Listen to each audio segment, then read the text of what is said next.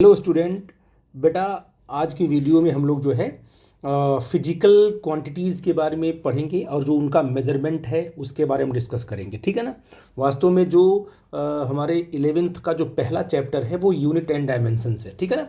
तो मैं पूरा का पूरा एक्सप्लेन तो करूँगा नहीं, बट आपको एक आइडिया दूंगा कि किस तरीके से क्या है। एक हम कॉन्सेप्ट बनाएंगे कि फिजिकल क्वांटिटी क्या क्या होती हैं, उनका मेजरमेंट कैसे होता है। ठीक है ना। तो फिजिक्स में जैसे आपका मास है, लेंथ है, टाइम है, फोर्स है, मोमेंटम है, ये सब क्या है, ये सब फिजिकल क्वांटिटीज़ हैं। ठीक है ना। और इनका मेजरमेंट भी, जैसे वेलोसिटी को मेजर करना है तो कहोगे सर 5 मीटर पर सेकेंड, तो मीटर पर सेकेंड में उसका मेजरमेंट होता है। तो फिजिकल क्वांटिटीज है और उसका मेजरमेंट, इन दोनों को हमें डिस्कस करना होता है। सबसे पहले देखते हैं कि what is the physical quantities. क्या जितनी भी क्वांटिटीज़ होती हैं सबके सब फिजिकल होती हैं? ऐसा नहीं है। जैसे मान लो फॉर एग्जांपल आपने कहा कि हमको फीवर है, ठीक है ना। तो क्या फीवर को हम मेज़र कर सकते हैं? तो कुछ बच्चे बोलते हैं यस, हम सर फीवर को मेज़र कर सकते हैं।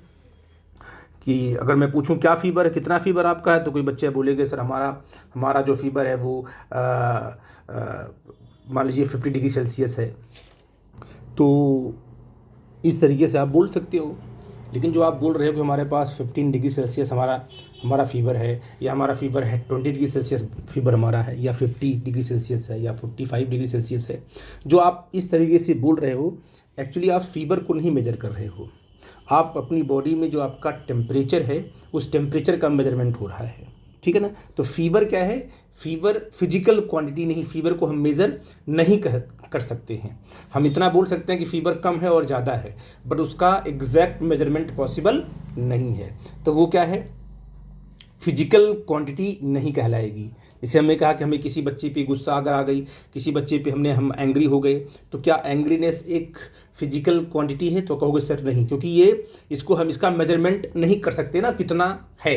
तो फिजिकल क्वांटिटीज़ वही होंगी जिनका हम मेजरमेंट कर, जिनको हम मेजर कर सकते हैं। मास है, लेंथ है, टाइम है।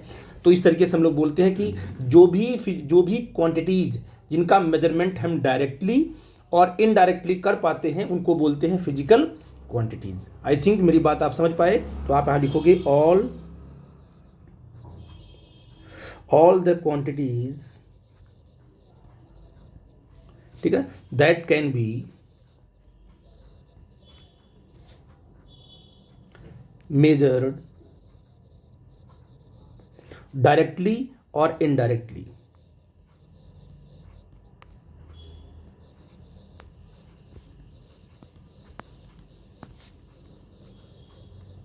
ठीक है बेटा, आर कॉल्ड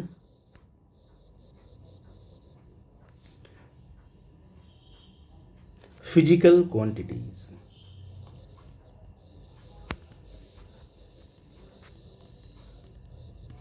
ठीक है ना। For example mass, length, time, है ना, ब्राइटनेस,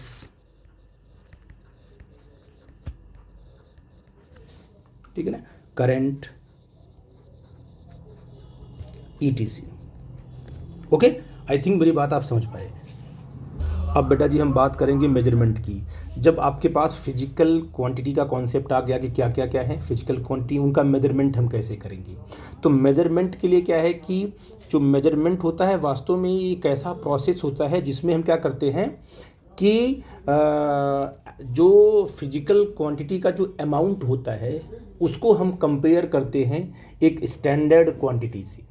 जैसे फॉर एग्जांपल आप मार्केट गए और आपने कहा कि भाई हमको मिल्क चाहिए, तो जो मिल्क का जो वॉल्यूम है अगर उसका मेजरमेंट किया जाए, तो आपने मान लीजिए आपने कहा कि हमको 5 लीटर का क्या है, हमें 5 लीटर मिल्क चाहिए। ठीक है ना। तो जो शॉपकीपर वो क्या करेगा, उसके पास एक मेजरमेंट का इंस्ट्रूमेंट होगा, 1 लीटर मान लो है, तो उसने क्या किया, एक बार कितना मिल्क निकाला, उसने 1 लीटर मिल्क निकाला।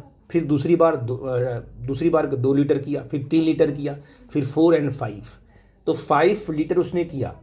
तो लेकिन उसने कंपेयर किससे किया, वो कंपेयर किया जो स्टैंडर्ड क्वांटिटी आपकी है 1 लीटर जो है, जो आपका ये 1 लीटर है ना, यही आपकी स्टैंडर्ड क्वांटिटी है।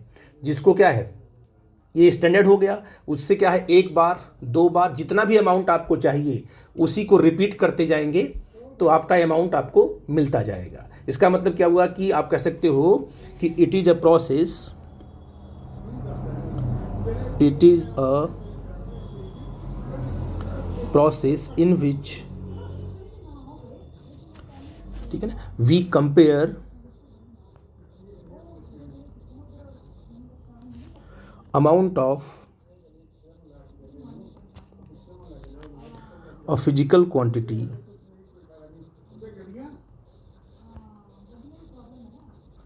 okay, amount of a physical quantity with a standard amount of, with standard amount of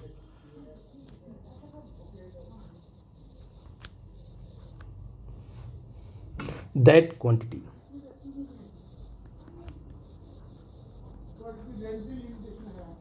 ठीक है ना, जैसे हमने एग्जाम्पल क्या कहा, हमने कहा कि मान लो ये आपने क्या लिखा है यहाँ पर, वॉल्यूम ऑफ द मिल्क, ठीक है, ये आपकी एक फिजिकल क्वांटिटी है। वॉल्यूम क्या है, एक फिजिकल क्वांटिटी है ना ये, ठीक है ना। अब इसका मेजरमेंट कैसे करोगे, आपने कहा मान लो कितना, ये आपका 5 लीटर है, कितना है ये 5 लीटर आपका है, ठीक है बेटा जी। अगर ये 5 लीटर है तो आप बताइए कि ये जो आपका लीटर है, 1 लीटर है, ये वास्तव में क्या है, स्टैंडर्ड क्वांटिटी है, जिसको क्या है, जो कि हमारे पास क्या है, स्टैंडर्ड क्वांटिटी है, जिसको लेकर के क्या हम इसको 5 टाइम कर देंगे तो हमको वॉल्यूम ऑफ द मिल्क मिल जाएगा। तो इसको बोलते हैं, क्या बोलते हैं, इसको बोलते हैं स्टैंडर्ड क्वांटिटी। ये हो गया आपका स्टैंडर्ड, हो गया क्वांटिटी। और ये 5 आपका क्या है, ये है न्यूमेरिकल वैल्यू,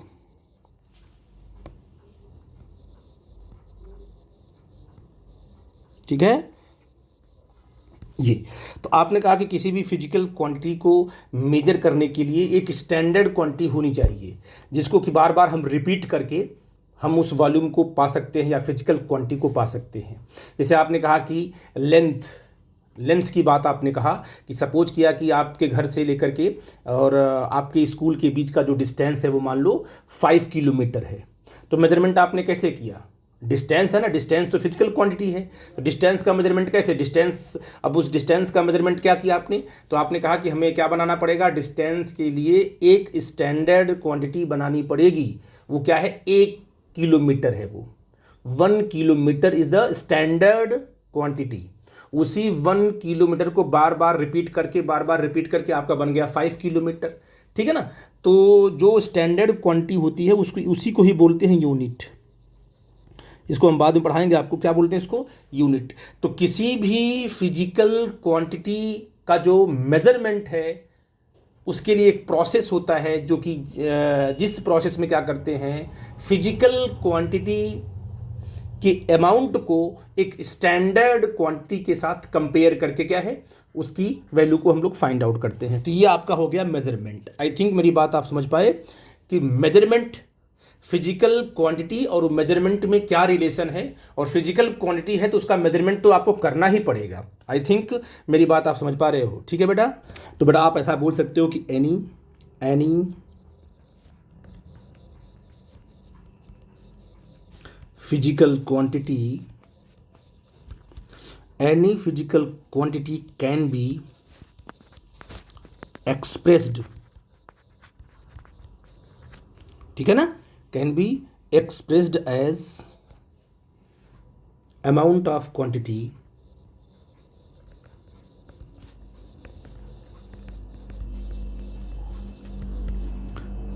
ठीक है। कैसे, तो क्या होगा इसका, मान लो जो फिजिकल क्वांटिटी आपका क्या है, वो क्यू है, Q is what, physical quantity. इसका मेजरमेंट कैसे करेंगे, तो इसके लिए क्या आएगा, एक न्यूमेरिकल वैल्यू आएगी n, जैसे यहाँ पर 5 क्या है, न्यूमेरिकल वैल्यू है, और साथ में क्या आएगा, एक स्टैंडर्ड क्वांटिटी जिसको बोलेंगे u। तो किसी भी फिजिकल क्वांटिटी को हम इस तरीके से एक्सप्रेस करते हैं। हर फिजिकल क्वांटिटी में क्या होगी, एक न्यूमेरिकल वैल्यू होगी, क्या होगा आपका ये आपका न्यूमेरिकल वैल्यू है, इसका न्यूमेरिकल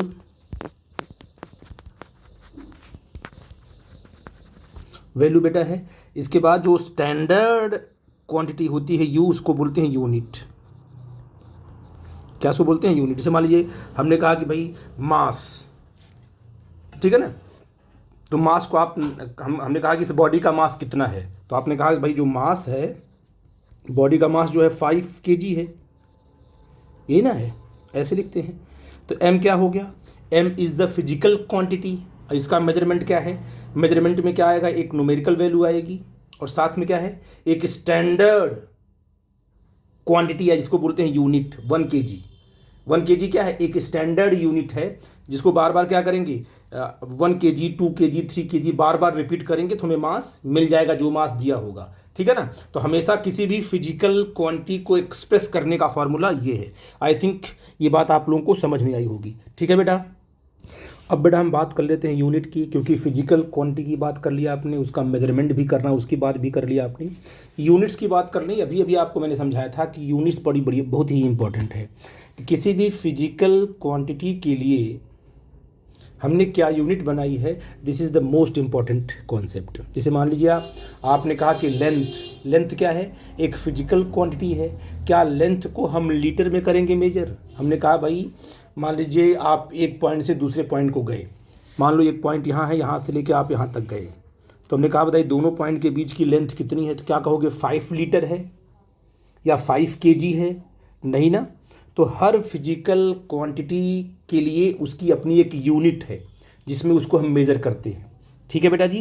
जैसे आपने कहा कि इसकी जो लेंथ है, मान लो आपने कहा कि 7 मीटर है। क्या है? 7 मीटर।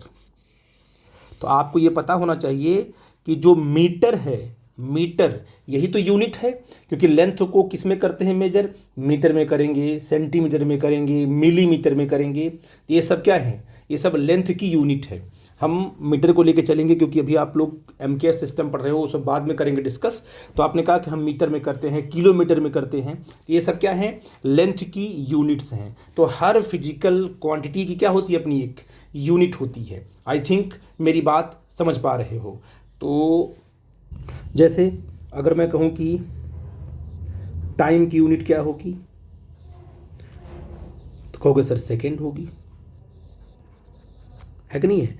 अगर मैं पूछूं आपसे कि वॉल्यूम की यूनिट क्या होगी, volume is a physical quantity, तो कहोगे सर इसका कितना होगा? इसका लीटर होगा,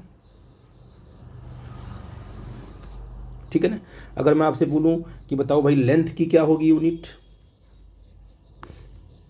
तो आप कहोगे सर कि मीटर होगी,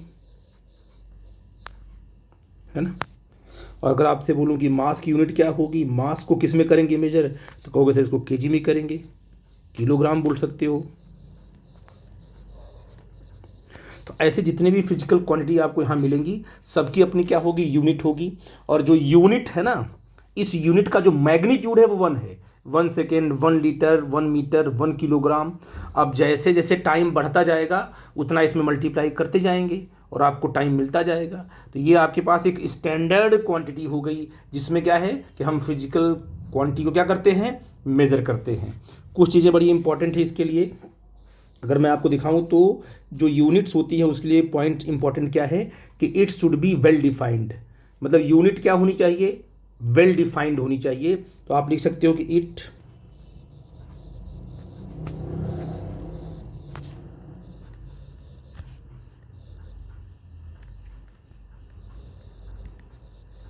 ठीक है ना।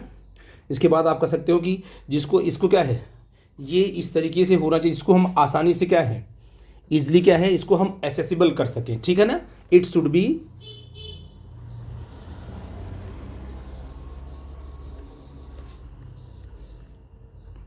इजली असेसिबल, है ना।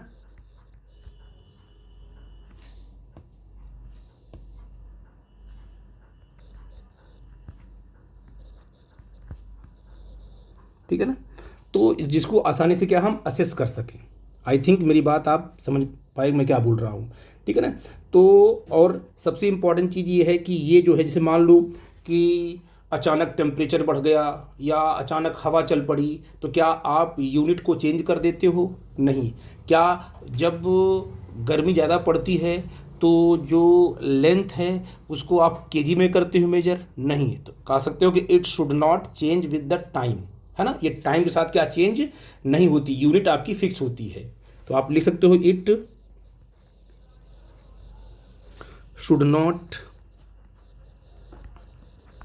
Change with the time.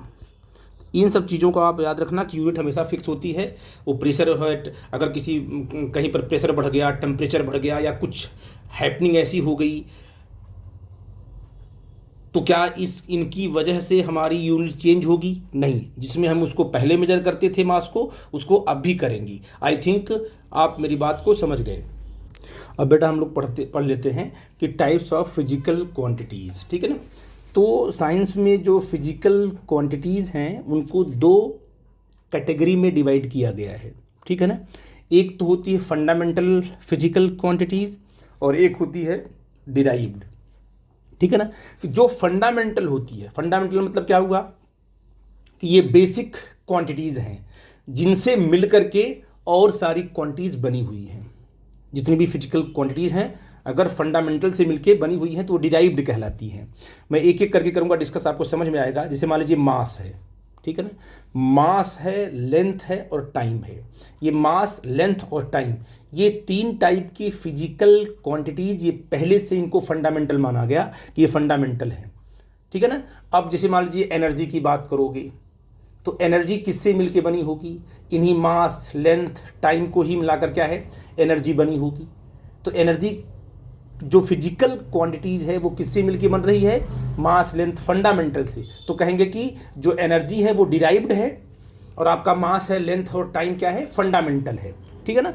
तो फंडामेंटल पहले तीन थी, लेकिन बाद में क्या है, इसको आगे बढ़ाया गया और 7 टाइप की फंडामेंटल क्वांटिटीज़ के बारे में बताया गया कि जो फंडामेंटल फिजिकल क्वांटिटीज़ होंगी वो 7 होंगी, ठीक है ना। इन्हीं 7 को मिला करके अदर फिजिकल क्वांटिटीज़ बनेंगे जिनको डिराइव्ड बोलेंगे।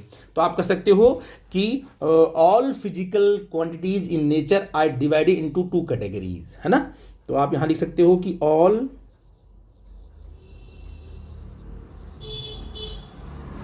फिजिकल क्वांटिटीज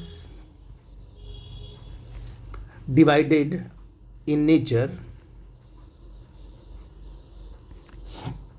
ठीक है ना, डिवाइडेड इनटू 2 कैटेगरीज।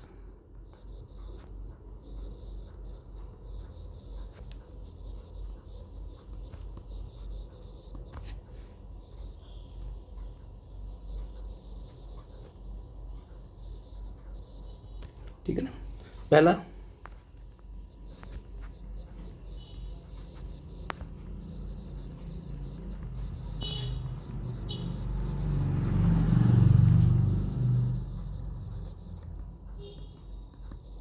क्वांटिटीज, ठीक है। कौन कौन सी हैं ये देखो, क्या है इसमें, लेंथ, दूसरा मास, थर्ड क्या आएगा, टाइम। ये तीनों तो रहेगा ही रहेगा, ठीक है ना। इसके बाद जो आपका फोर्थ बनेगा इसको कहेंगे ये करंट है। क्या है बेटा जी, ये करंट है। फिफ्थ को लिया गया ये टेम्परेचर। अच्छा, टेम्परेचर भी आपका फंडामेंटल में ही आएगा, टेम्परेचर, ठीक है ना। इसके बाद जो आपका 6 बना वो बना इंटेंसिटी,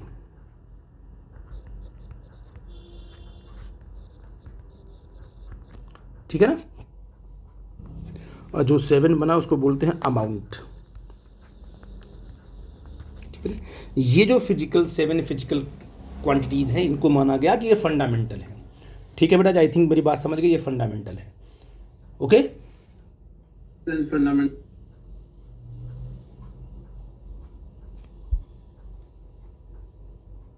और बेटा अगर हम डिराइव्ड क्वांटिटी की बात करें कि क्या होती है डिराइव्ड क्वांटिटीज़, तो आपका ये डिराइव्ड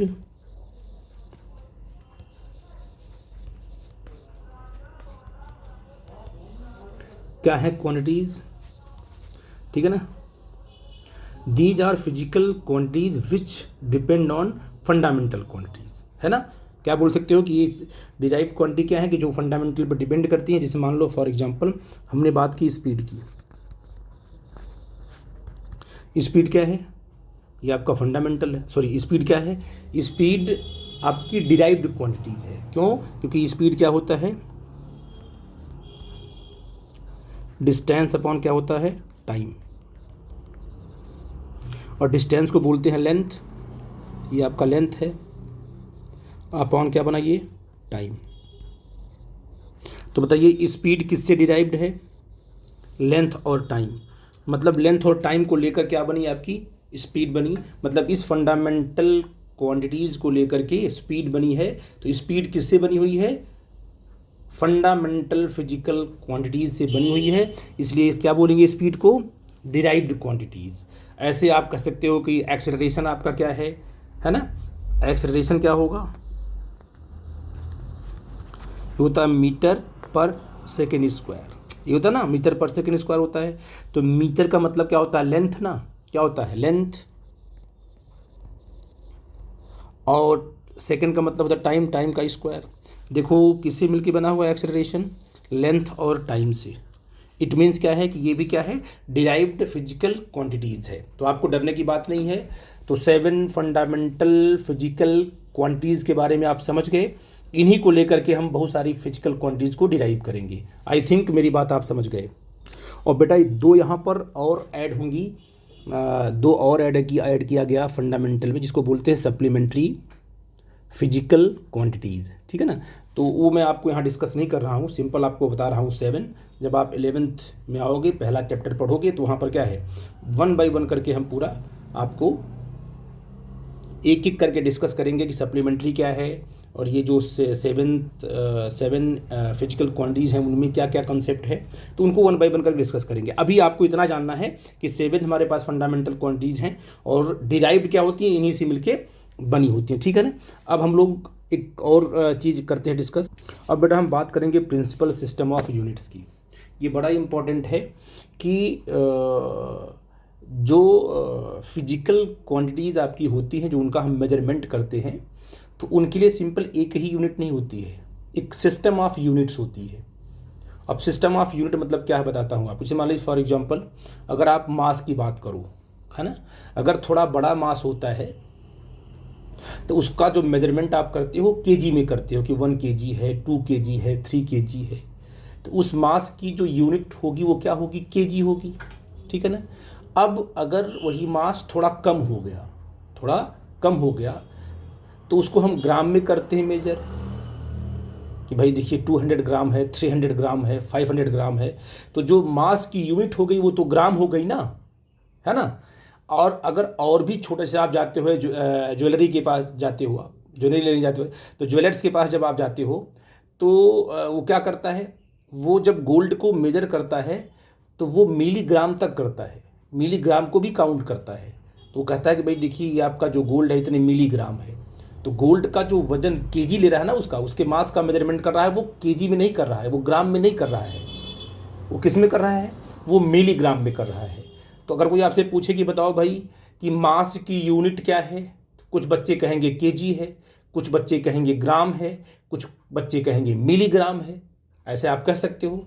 ये तीनों यूनिट्स ही किसकी हैं? केजी की हैं। नो प्रॉब्लम, सॉरी मास की है। केजी, ग्राम, मिलीग्राम, ये सब किसकी हैं? मास। ये बॉडी की साइज के हिसाब से क्या है, हम उनको अलग अलग कैटेगरी में डालते हैं। ठीक है ना? तो इनके लिए सिस्टम बनाया गया। जैसे सबसे पहले आपको पता है कि इंडिया जो है, क्या बोलते हैं कि इंडिया पहले क्या है, ब्रिटेन की हुकूमत थी, है ना? ब्रिटेन वाले यहाँ पर, अंग्रेज यहाँ पर क्या अपनी हुकूमत करते थे। तो अंग्रेज़ों का जो मेजरमेंट करने का तरीका था वो किस में था? वो जो लेंथ को वो फुट में मेजर करते थे। किस में करते थे? फुट में मेजर करते थे। ठीक है ना?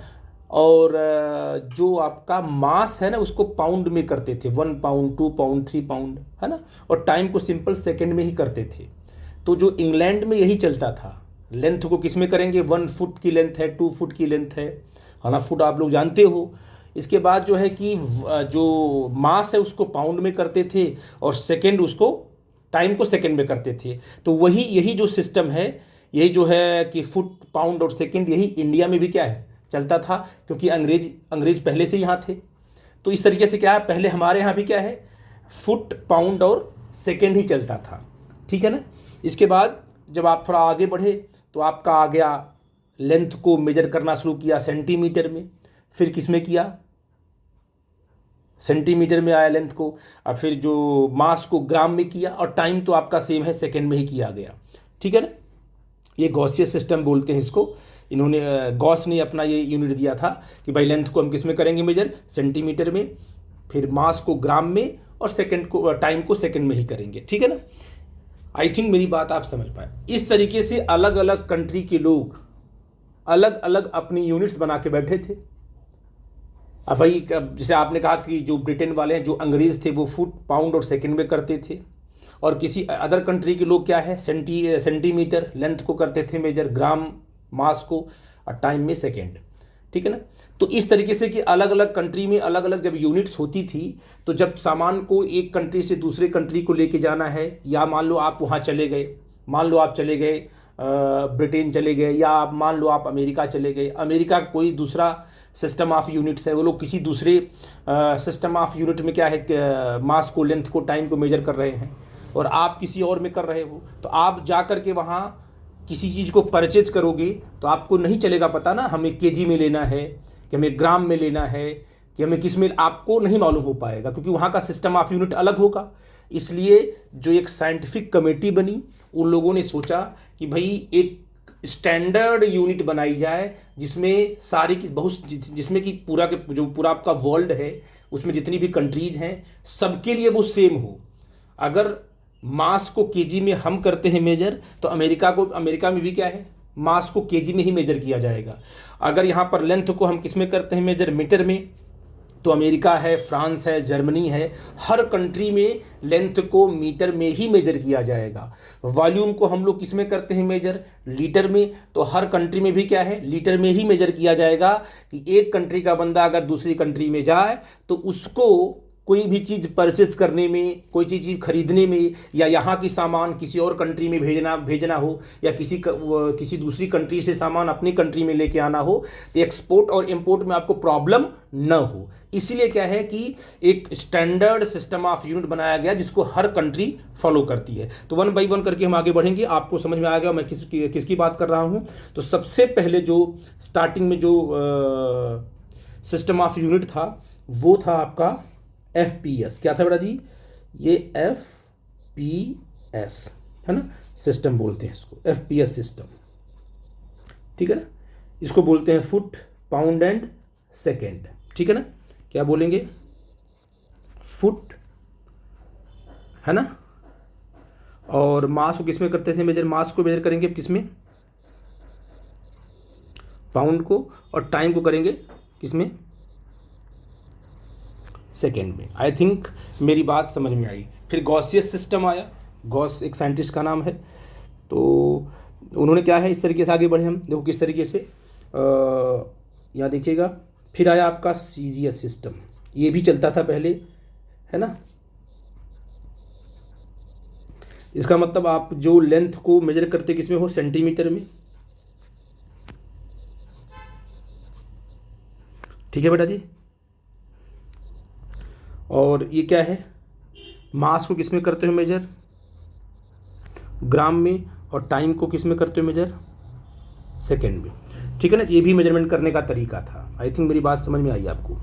ये अलग अलग हो गया ना। इसके बाद क्या किया, फिर इन्होंने क्या किया, सब लोग बैठे साथ में, फिर उन्होंने कहा कि नहीं, एक स्टैंडर्ड बनाया जिसको बोलते हैं MKS सिस्टम, बड़ा इंपॉर्टेंट है, ये हर जगह अप्लीकेबल था। MKS सिस्टम ये बड़ा इंपॉर्टेंट है। न्यूमेरिकल करते वक्त भी क्या है, कभी भी क्वेश्चन आपको अलग अलग यूनिट में दिया जाएगा तो सारे के सारे यूनिट को MKS में कन्वर्ट करके तब सॉल्व करो, तब आंसर आता है, ठीक है ना। इसलिए MKS सिस्टम क्या है, MKS सिस्टम में क्या कहा गया कि भाई आप लेंथ को मेजर करो किस में, मीटर में, सॉरी मास है ना, पहले MKS मास आया आपका, तो मास को मेजर करो किस में, MKS, अच्छा मीटर केजी सेकेंड है ना, मीटर केजी सेकेंड, ठीक है ना। तो ये आएगा, मीटर का मतलब, M का मतलब मीटर होता ना, तो ये हो जाएगा, इसका आएगा तुम्हारा कितना आएगा, इसके लिए आपका आएगा मीटर, है ना। और के से क्या बन जाएगा आपका, मास का मेजरमेंट होगा केजी में होगा, टाइम क्या होगा, सेकेंड में होगा। एक स्टैंडर्ड यूनिट आ गई। मास, लेंथ और टाइम को हम किस में करेंगे, मेजर करेंगे, मीटर। मास को मीटर में को जो सी एम मतलब मीटर, तो अगर आपका मास है तो मास को केजी में करेंगे, मेजर करेंगे, लेंथ को मीटर में करेंगे मेजर, और सेकंड को, टाइम को सेकंड में करेंगे, ठीक है ना। एम के एस का मतलब मीटर, केजी और सेकंड। तो मास, लेंथ, ये जो तीन फंडामेंटल क्वांटिटीज़ हैं, इनको मेजर करने के लिए ये बनाई गई यूनिट। मीटर बनाया गया लेंथ के लिए, केजी बनाया गया मास के लिए, सेकंड बनाया गया टाइम के लिए, और ये हर कंट्री ने इसको फॉलो किया, ठीक है ना। लेकिन क्या आपके पास 3 ही फंडामेंटल क्वांटिटीज़ हैं? नहीं, आपके पास तो 7 फंडामेंटल क्वांटिटीज़ हैं। ये कहा गया कि भाई ऐसा करो कि 7 फंडामेंटल जो फिजिकल क्वांटिटीज़ हैं उनको उनको उनको उनको भी तो इन्वॉल्व करो। ये 3 ही तो हैं यहाँ पर। अब जब इन्होंने 4 को और इन्वॉल्व करके एक सिस्टम बनाया, उसको बोला गया एसआई सिस्टम। क्या बोला गया? SI system. इसका मतलब इसे बोलते हैं इंटरनेशनल स्टैंडर्ड। क्या बोलेंगे इसको?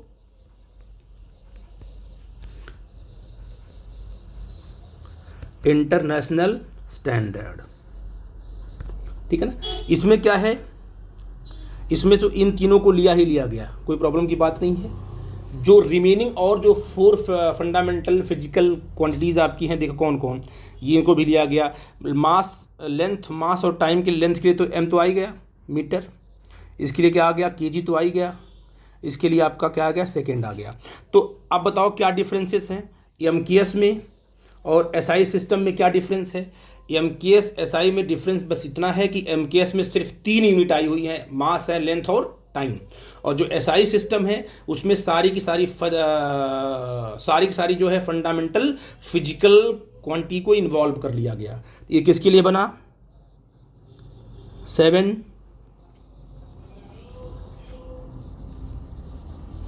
फंडामेंटल यूनिट्स को लिया गया, और साथ में 2 सप्लीमेंट्री यूनिट जो आपके साथ में क्या है, +2 सप्लीमेंट्री यूनिट्स। इसके बारे में मैंने चर्चा की थी, आपने सप्लीमेंट्री भी होती है। 7 फंडामेंटल के साथ क्या है, 2 सप्लीमेंट्री आती हैं, plane angle and solid angle, उसको हम बाद में करेंगे। बट ये इसके लिए क्या बना? International system of. अच्छा, अगर आपसे पूछें कि एसआई यूनिट में हम मास को किस में करेंगे मेजर, तो कहोगे सर सिंपल केजी में करेंगे। तो आप कहोगे सर एमकेएस एसआई में क्या फ़र्क है? बस इतना ही फ़र्क है कि ये पूरा का पूरा इसमें तो रहेगा ही रहेगा, साथ में क्या है, जो रिमेनिंग आपके 4 फंडामेंटल हैं वो भी इसके अंदर आ जाएंगी। ये आपका एक स्टैंडर्ड यूनिट का एक कॉन्सेप्ट मैंने आपको डिस्कस किया। आई थिंक मेरी बात आप समझ गए। अब देखो बेटा जी, मैं क्या कर रहा हूँ, यहाँ पर क्या लिखूँगा, जितनी भी फंडामेंटल फिजिकल क्वांटिटीज़ हैं उनको लिख लेंगे यहाँ पर। उनकी जो एसआई यूनिट है, एसआई यूनिट जिसमें हम उनको मेजर करते हैं, उसको लिख लेंगे यहाँ पर। इसके बाद सीजीएस को भी लिख लेंगे, क्योंकि एमकेएस को क्यों नहीं लिख रहे हैं, क्योंकि एमकेएस तो एसआई में आ गया ना। लिख लेंगे सीजीएस को, और एफपीएस ना के बराबर है। मेन आपका क्या है, एसआई और क्या है, सीजीएस। और एमकेएस तो आपका स्टैंडर्ड है ही, बट एमकेएस आ किस में गया, एसआई में आ गया, ठीक है ना। और उसका नोटेशन क्या होगा उसको देख लेते हैं, क्योंकि हम जब किसी भी फिजिकल क्वांटिटीज़ के डायमेंशन को लिखने जाएंगे तो नोटेशन का बड़ा इंपॉर्टेंस होगा। खैर एनीवे, अभी बस इतना समझो। सर आपने कहा कि हमारे पास क्या है, सबसे पहली हमारे पास लेंथ, ये पहली फंडामेंटल क्वांटिटीज़ है। इसको करते हैं, किस में मेजर करते हैं बेटा जी? एम से करते हैं। इसकी एम सिंपल स्मॉल एम से दिखाते हैं। ये होता है तुम्हारा मीटर। इसकी यूनिट क्या होती है? मीटर होती है। और सीजीएस में क्या होगी बेटा जी? सेंटीमीटर, तो सीएम से लिखते हैं इसको, सेंटीमीटर। इसका नोटेशन क्या होता है डायमेंशन लिखने के लिए? Capital L. एल का मतलब लेंथ से होता है। कैपिटल एल इज व्हाट, ठीक है ना। डायमेंशन होता है किसका? लेंथ का। हमने एक नोटेशन दिया इसका एल से, ठीक है ना, डरने की बात नहीं है। फिर आपने कहा कि हमारा जो दूसरी फंडामेंटल फिजिकल क्वांटिटीज़ है वो है मास। मास को एसआई यूनिट में अगर मेजर करना है तो किस में करेंगे आप? केजी में करेंगे। इसको बोलते हैं किलोग्राम। आप सभी लोग जानते हो इसको, है ना बेटा जी, ये आपका किलोग्राम है। और सीजीएस में करते हैं ग्राम में। किस में करते हैं बेटा जी? ग्राम। इसको सिंपल जी लिखते हैं, है ना। और मास है तो इसका नोटेशन सिंपल कैपिटल एम होगा, याद रखना आप लोग। अगर हम टाइम की बात करते हैं, किसकी बात करते हैं बेटा जी, टाइम की बात करते हैं, तो टाइम तो ऑब्वियस है, सब में सेम होता है। इसका जो नोटेशन होगा इस तरीके से सिंपल हम एस लिखेंगे, और ये आपका सेकेंड है, क्या लिखेंगे, सेकेंड है। एसआई यूनिट क्या है, सिंपल लिखते हो हम, सिंपल इसका एस लिखेंगे। और सीजीएस में भी हम सिंपल एस ही लिखते हैं, इसमें कोई दिक्कत की बात नहीं है। और टाइम को हम कैपिटल टी से डिनोट करते हैं, नोटेशन इसका है। तो ये जान लो, जब डायमेंशनल फार्मूला लिखोगे तो इसका याद रखना कि लेंथ है, मास और टाइम की डायमेंशन को हम ऐसे रिप्रेजेंट करते हैं। और जब यूनिट लिखोगे तो मीटर को सिंपल स्मॉल एम लिखोगे, केजी को सिंपल, किलोग्राम को सिंपल केजी लिखोगे, और सेकेंड लिखोगे। इसके बाद जो आपका नेक्स्ट आपका आएगा टेम्परेचर, क्या आएगा, टेम्परेचर। टेम्परेचर को हम लोग क्या लिखते हैं, केल्विन बोलते हैं, के से करते हैं डिनोट, कैपिटल के से। और ये आपका क्या है, केल्विन होती है इसकी यूनिट, ऐसा यूनिट, ठीक है ना। आई थिंक मेरी बात आप समझ पा रहे हो। सीजीएस में इसको कहते हैं डिग्री सेल्सियस, है ना। और जब इसको हम लोग डायमेंशनल फार्मूला में हम यूज करते हैं किसको, टेम्परेचर को, तो वहाँ पर हम लोग थीटा लिखते हैं, ठीक है ना। इस बात को आप लोग याद रखना। इसके बाद आपका आएगा नेक्स्ट, क्या आ जाएगा, करंट। क्या आएगा बेटा जी, करंट। अच्छा है, ये भी फंडामेंटल क्वांटिटीज है। करंट की जो एसआई यूनिट होती है वो होती है एम्पियर। क्या होती है, एम्पियर। ए से करंट यूनिट हमने, ये आपका है एम्पियर, ठीक है बेटा जी। और सीजीएस सिस्टम में भी एम्पियर ही लिखते हैं, ए से एम्पियर ही लिखते हैं, कोई दिक्कत की बात नहीं है। तो करंट की जो यूनिट है एसआई में और सीजीएस में सेम होती है, डरने की बात नहीं है। इसका जो नोटेशन है, या तो आई लिखेंगे, आई नहीं लिखते हैं वैसे, हमें क्या बोलते हैं कि हम और ए लिखेंगे, दोनों करते हैं यूज। करंट के लिए या तो आई लिखोगे, जब डायमेंशनल फार्मूला लिखोगे या तो आई लिखोगे या तो ए लिखोगे करंट के लिए, ठीक है ना। आई थिंक मेरी बात आप समझ गए। इसके बाद आपकी आती है ल्यूमिनस इंटेंसिटी। क्या आती है बेटा जी, ल्यूमिनस इंटेंसिटी, ठीक है ना। ये आपकी ल्यूमिनस इंटेंसिटी है। इसका जो एसआई यूनिट होती है कैंडला, ठीक है ना, कैंडल से बना हुआ है, सी डी से करते हैं कैपिटल डी और स्मॉल डी, इसे हम क्या लिखते हैं, कैंडला, ठीक है ना। आई थिंक मेरी बात समझ पाए आप। और सिंपल सीजीएस में भी इसको कैंडला ही लिखते हैं। और जो उसका नोटेशन सिंपल क्या होता है, स्मॉल सी एंड डी होता है ऐसे, ठीक है बेटा जी। इसके बाद आपका आता है अमाउंट ऑफ सब्सटेंस। क्या आता है,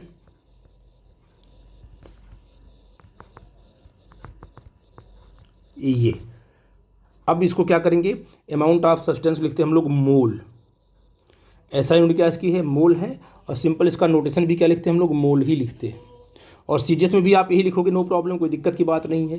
तो इस तरीके से हम लोग जो है, ये आपके पास 7 फंडामेंटल फिजिकल क्वांटिटीज़ की जो एसआई यूनिट है उसे कैसे लिखेंगे, और उसका नोटेशन क्या है, ये है ना। और ये कब हमें क्या करता है, हेल्प करता है, जब लिखते हैं डायमेंशनल फार्मूला तब के लिए हेल्प करता है। कोई कह देगा कि मास का डायमेंशनल फार्मूला क्या है, तो कहोगे सर कैपिटल एम है। क्या है, कैपिटल एम है। और मास की जो एसआई यूनिट क्या है, केजी है, किलोग्राम बोलते हैं उसको। तो इस तरीके से जो चार्ट मैंने बनाया आपको लिए हेल्पफुल होगा बेटा जी। आई थिंक आप लोग समझ पाए होंगे मैं क्या बताना चाहता हूँ कि फंडामेंटल फिजिकल क्वांटिटीज़ क्या होती हैं, यूनिट्स क्या होती हैं, एसआई यूनिट क्या है, एफपीएस क्या है, स्टैंडर्ड इंटरनेशनल स्टैंडर्ड यूनिट्स क्या है, इन सब चीज़ों के बारे में डिस्कस किया मैंने।